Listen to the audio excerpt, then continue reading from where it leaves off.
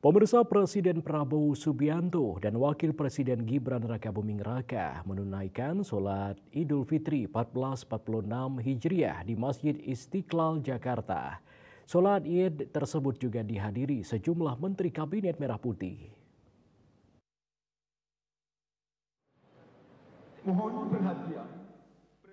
Tepat pukul 7 waktu Indonesia Barat, Presiden Prabowo Subianto dan Wakil Presiden Gibran Rakabuming Raka menunaikan sholat Idul Fitri 1446 Hijriah di Masjid Istiqlal, Jakarta.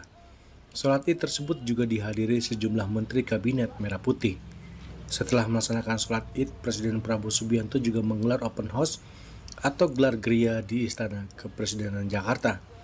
Selain dihadiri para pejabat negara, tokoh nasional dan para duta besar, pihak istana juga menggelar open house mengundang masyarakat umum dan warga sekitar komplek Istana Jakarta. Beredar informasi bahwa selain Prabowo dan Gibran, para presiden terdahulu juga akan menunaikan sholat Id di Masjid Istiqlal. Mereka diantaranya Presiden ke-7 Joko Widodo dan juga Presiden ke-6 Susilo Bambang Yudhoyono. Dari Jakarta, Ketut Sumadiasa melaporkan.